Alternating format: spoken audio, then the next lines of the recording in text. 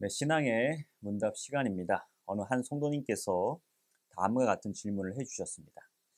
친구가 예전부터 가위에 심하게 눌리고 많이 힘들어했습니다.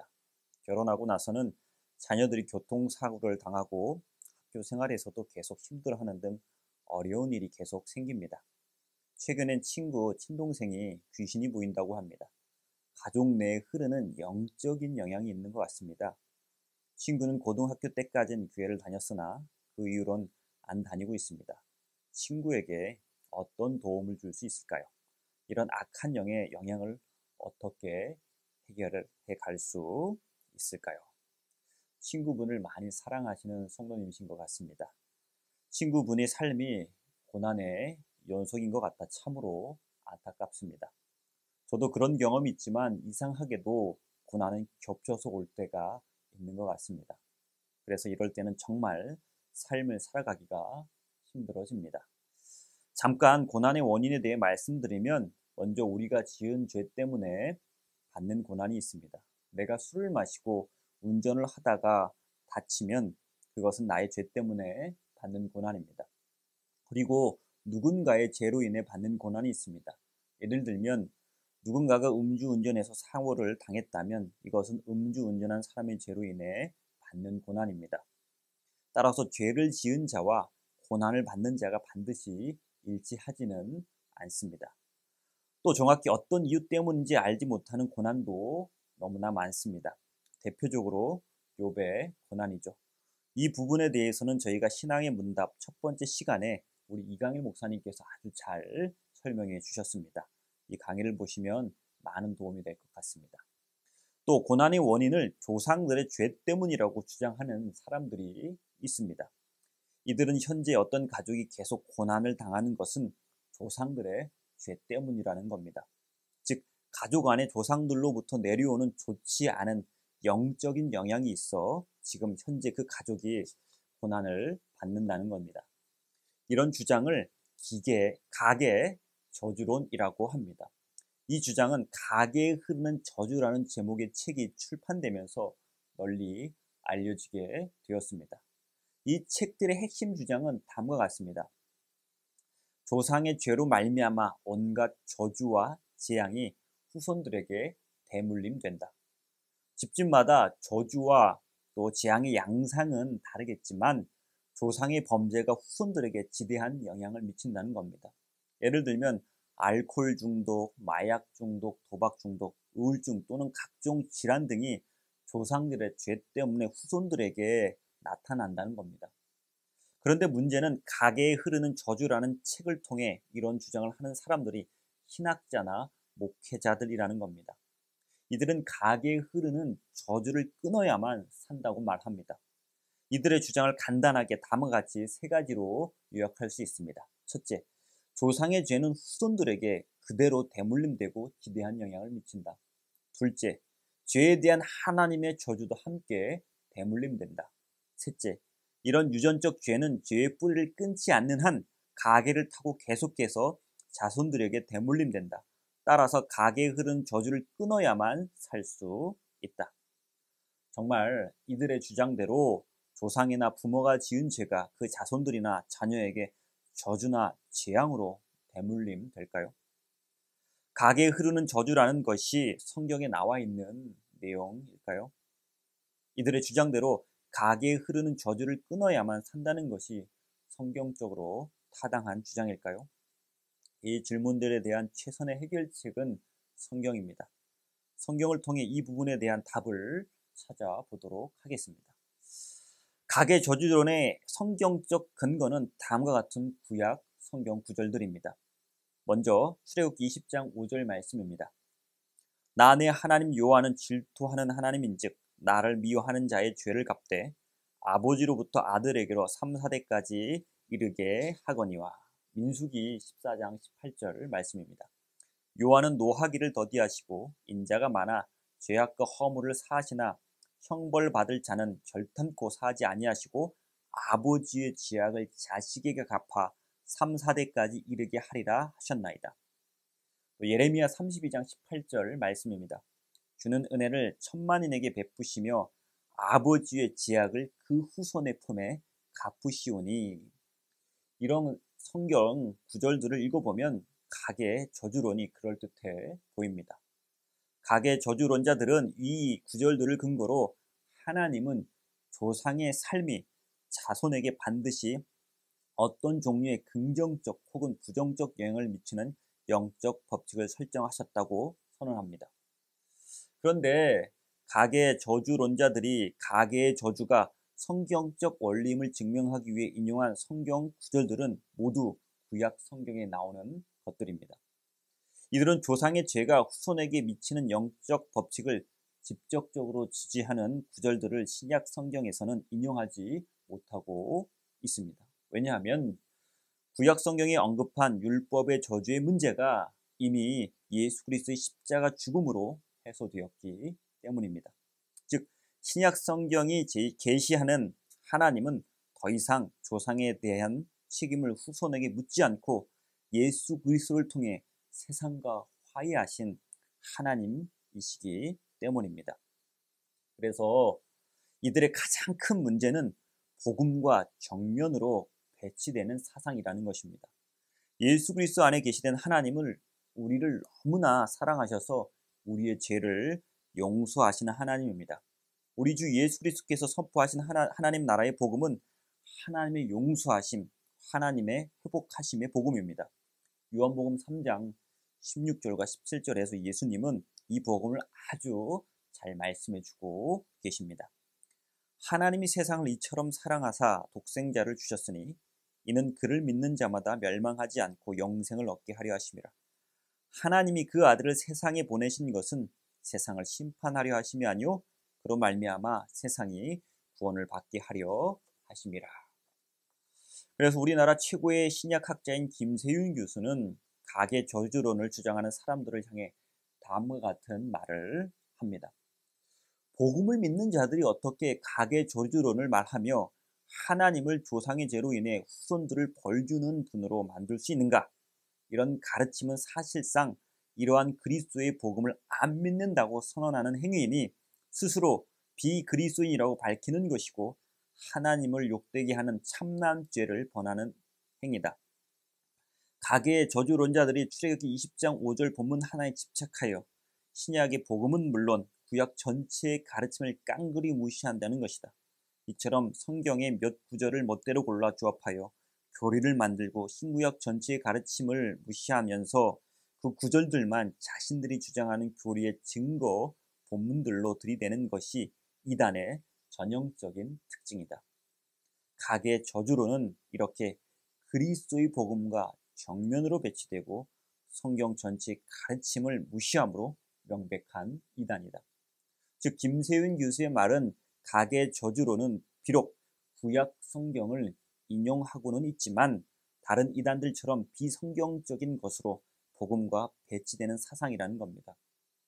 결국 가계 저주로는 하나님의 죄 용서함의 확신과 구원의 기쁨과 천국의 소망을 약화시키고 신앙을 가계의 저주를 끊는 일시적이고 편협하고 도구적인 미신으로 전락시킨다고 볼 수 있습니다. 우리 성도님의 질문 내용 중에서 가족 내에 흐르는 영적인 영향이 있는데 이것이 제가 지금까지 말씀드린 가계 저주론을 염두에 두신 것이라면 이 가계 저주론은 복음과 정면으로 배치되는 것임을 아셨으면 좋겠습니다. 그렇다면 우리는 오늘 질문하신 성도님 말씀처럼 어떻게 고난을 받는 사람들을 우리 그리스도인들은 도울 수 있을까요? 우리 그리스도인들은 이웃과 함께 인생길을 걸어가는 존재입니다. 함께 걷는다는 것은 인생길에서 고난을 당하여 힘들어하는 이웃들을 위로해주고 격려해주며 용기를 북돋아 준다는 의미입니다. 주님의 백성인 그리스도인들에게 그 어떤 것보다 중요한 것은 함께 걷고 함께 위로하고 서로 돕는 것입니다. 그러므로 질문해 주신 성도님께서 친구에게 해줄 수 있는 가장 중요한 것은 옆에서 함께 인생길을 걸어가 주는 것입니다. 그것도 일시적인 것이 아니라 지속적인 사랑과 관심을 가지고 함께 걸어가는 것 말입니다.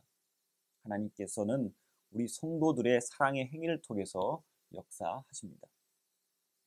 우리 인간은 힘들 때 누군가가 옆에서 항상 함께 하면서 때론 지지해주고 위로해준다면 다시 일어설 수 있습니다. 그런데 바로 그런 그 친구가 하나님을 믿는 그리스도인이라면 우리는 하나님께 보다 쉽게 다가가고 궁극적으로는 하나님을 믿을 수 있게 됩니다. 단기간에 악한 영의 세력이 그 친구와 그 가정에서 사라지지 않을지도 모르겠지만 확실한 것은 하나님께서는 그 친구가 받는 고난을 원하지 않으신다는 것과 결국은 그 고난에서 벗어나게 해주신다는 것입니다. 그것도 하나님을 믿는 백성들의 사랑을 통로로 삼아서 말입니다. 다시 말씀드리지만 우리 인간은 자신이 혼자가 아니라고 생각하면 언제든 다시 일어설 수 있는 존재입니다. 인생을 쉽게 포기하지 않는 존재입니다. 이것을 너무나 잘 알았던 솔로몬은 전도서 4장에서 다음과 같이 말씀합니다. 두 사람이 한 사람보다 나음은 그들이 수고함으로 좋은 상을 얻을 것임이라. 혹시 그들이 넘어지면 하나가 그 동물을 붙들어 일으키려니와 홀로 있어 넘어지고 붙들어 일으킬 자가 없는 자에게는 화가 있으리라. 또 두 사람이 함께 누우면 따뜻하거니와 한 사람이면 어찌 따뜻하랴. 한 사람이면 배하겠거니와 두 사람이면 맞설 수 있나니 세 겹줄은 쉽게 끊어지지 아니하느니라. 우리 친구분이 성도님 때문에 자신은 혼자라고 생각하지 않는다면 이 고난의 시기를 잘 견디고 극복해 나가리라 믿습니다. 이 친구분이 이 고난의 인내를 가지고 잘 버텨나갈 수 있도록 옆에서 함께 걸어가 주십시오. 그 다음부터는 하나님께서 역사하십니다.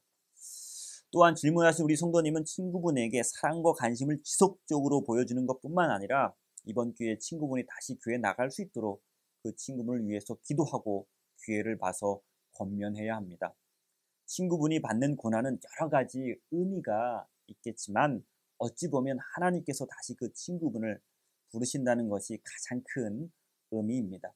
다시 복음과 믿음 안에서 하나님께 예배드리고 기도할 때 조금씩 그 가정 안에 어두운 세력들이 물러날 것입니다.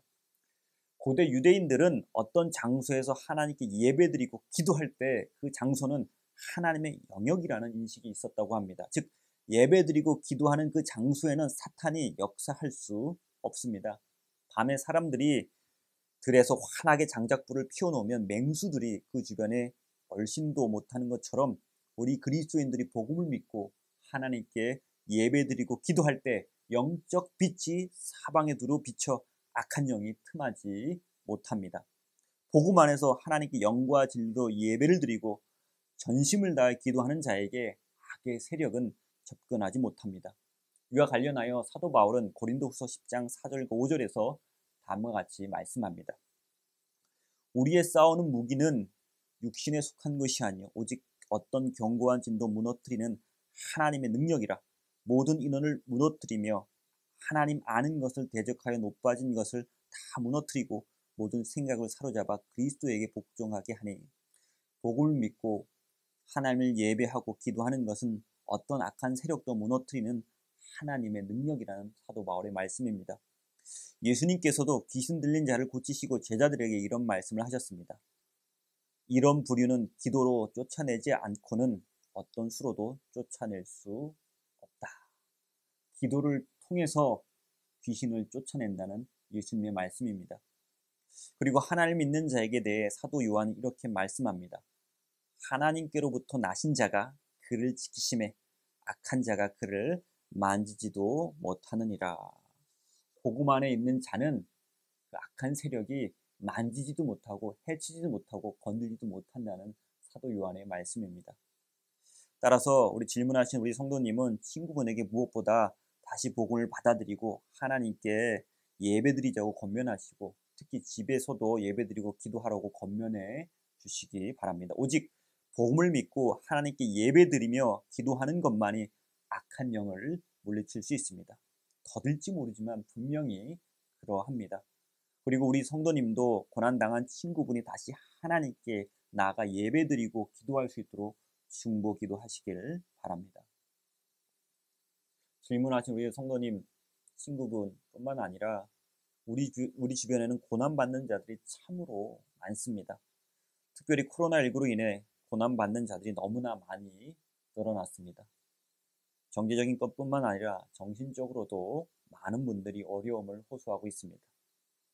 하나님께서는 이렇게 고난받는 자들 옆에 있어주라고 우리 그리스도인들을 부르셨습니다.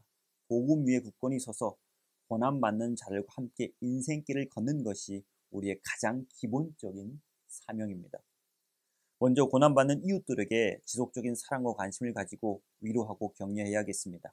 그리고 아직 하나님을 모르거나 믿음의 길에서 이탈하신 분들이 있다면 그들이 하나님을 알도록 하나님께 다시 돌아오도록 기도해야겠습니다. 그들이 복음을 받아들이고 다시 하나님께 예배드리고 기도할 수 있도록 인도해야겠습니다.